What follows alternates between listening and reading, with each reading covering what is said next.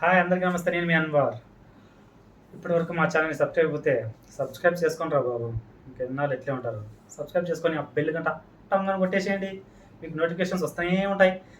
Big Boss episode 33. ఈ ఎపిసోడ్లోకి వెళ్ళే ముందు మనం ఒక టాపిక్ గురించి మాట్లాడుకుందాం. యాక్చువల్గా బిగ్ బాస్ ప్రజల్ని ఎర్రి పూల్ని చేస్తున్నాడా లేకపోతే ఏంటి అర్థం కావట్లేదు నాకు. యాక్చువల్గా ఒక ఎలిమినేషన్ ఓకే, హౌస్ మేట్స్తో డెసిషన్ తీసుకొని బయటకు పంపించడం. సెకండ్ ఎలిమినేషన్ కూడా సేమ్ అలాగేనా? అంటే ఆదిత్య గారిని సీక్రెట్ రూమ్ పంపిస్తారో పంపించారో అది ఇంకా చూపిలా. ఓటింగ్ పోల్స్ 12 తర్వాత ఆన్ అవుతాయి అని చెప్పేసి ఓన్లీ 5 మెంబర్స్కే ఓటింగ్ పోల్స్ కూడా పెట్టారు. ఎందుకు బిగ్ బాస్ ఇలా చేస్తున్నాడు? అంటే ప్రజలు ఓటేసే వాళ్ళు ఏమన్నా పని లేకేస్తున్నారా, అవలాగాళ్ళు అనుకుంటున్నాడా? బిగ్ బాస్కి ఫస్ట్ ఇది బుద్ధి తెచ్చుకొని ప్రజల ఓటింగ్కి వాల్యూ ఇస్తే చాలా బెటర్గా ఉంటుంది. సో ఈరోజు అండ్ ఇంకా ఎపిసోడ్లోకి వెళ్ళే ముందు ఇంకొకటండి, యష్మి.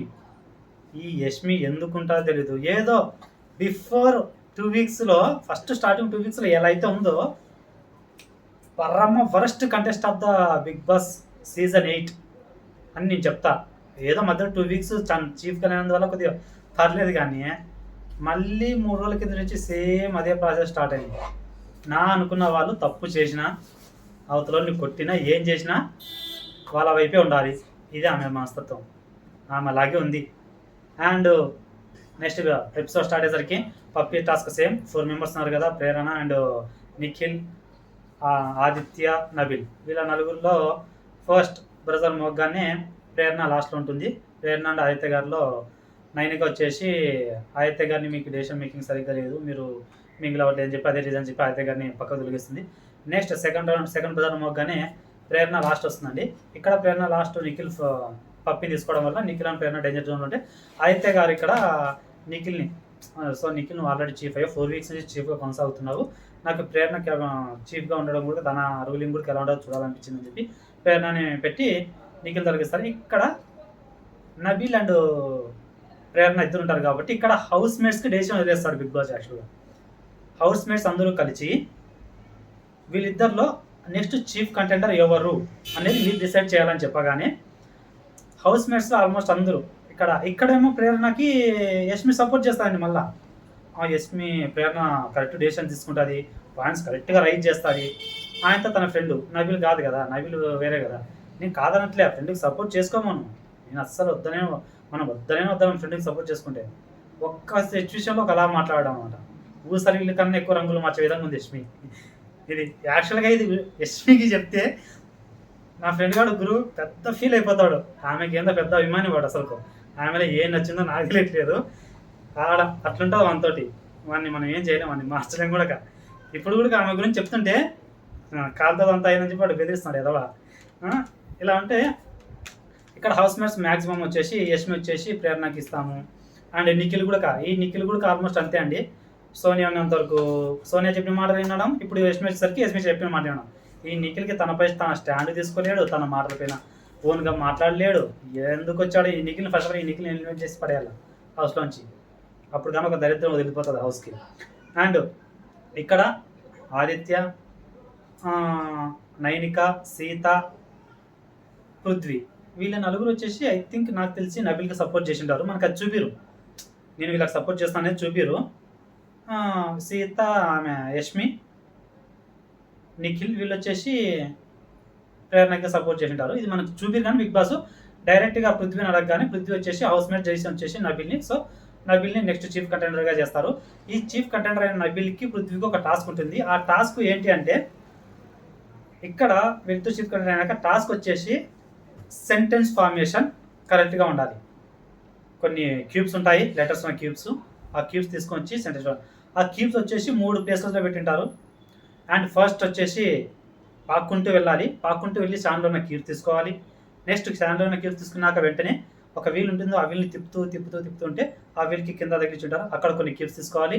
అండ్ ఆ రౌండ్గా తిప్పిన క్యూబ్ తర్వాత మళ్ళీ ఒక స్టాండ్ పైన నడుచుకుంటూ వెళ్ళి ఒక పోల్ ఉంటుంది, ఆ పోల్కి క్యూబ్స్ని ఆయా మెగా చీఫ్ అని చెప్పేసి సెంటెన్స్ ఫార్మేషన్లో పెట్టాలి.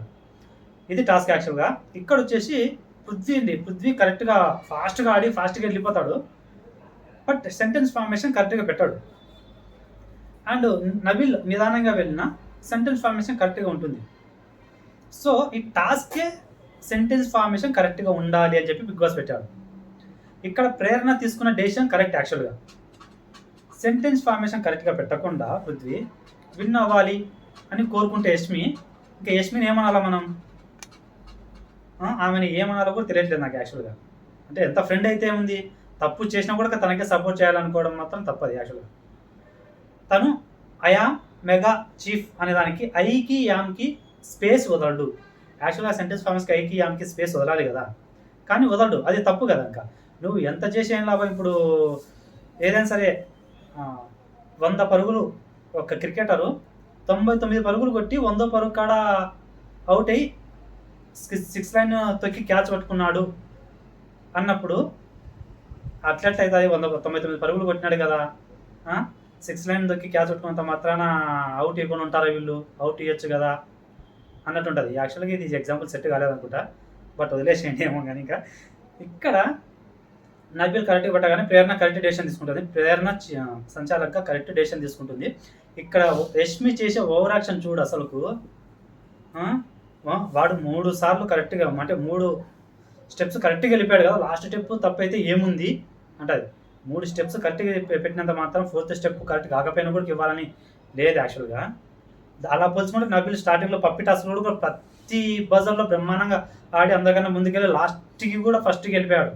అలాంటి నబిల్ కూడా డైరెక్ట్ ఇచ్చేయచ్చు కదా. ఇంకా ఈ యష్మి లాజిక్ ఏంటో నాకు తెలియదు అసలు. ఇక్కడే ప్రేరణ కూడా తప్పు పడుతుంది. ప్రేరణ అడుగుతుంది ఏమన్నా అంటే అలా తీసుకున్న డెసిషన్ 3 స్టెప్స్ బాగా ఫాస్ట్గా వెళ్ళిపోయాడు కదా, నీకు అది కనపడలేదా? అదొక్కటే కనపడింది అంటే అదే కదా గేమ్ ఆడ. యాక్చువల్గా సెంటెన్స్ ఫార్మేషన్ కరెక్ట్గా పెట్టాలనేది టాస్క్. దాన్నే తప్పు చేసినాక ఆమె ఎలా విన్నిస్తుంది పృథ్వీకి?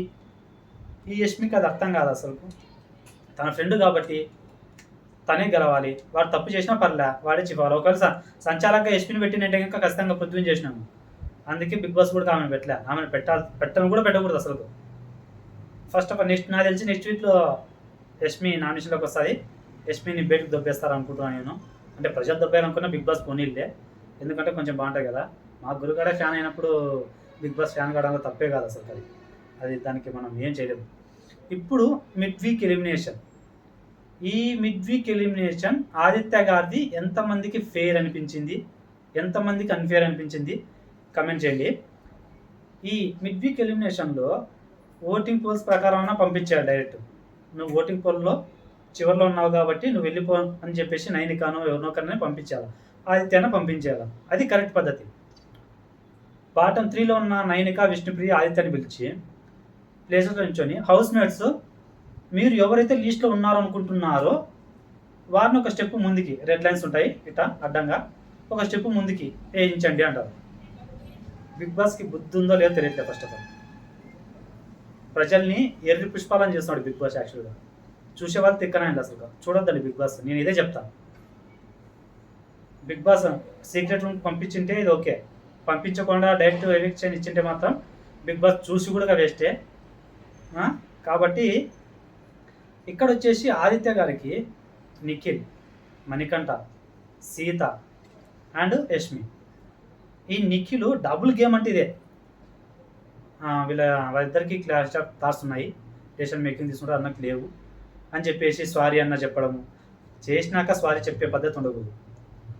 ఈ మణికంఠ గారు అయితే వీడు మరీ ఓవర్ అసలు. వీడున్నా చెప్పకుండా ఏడ్చేది, వీనికి ఏడుపు తప్ప ఇంకోటి రాదు అసలు.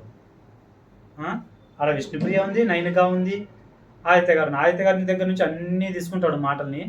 తను ఆదిత్య గారు వెళ్ళి కన్సల్ట్ చేయాలి, అన్నీ చేయాలి.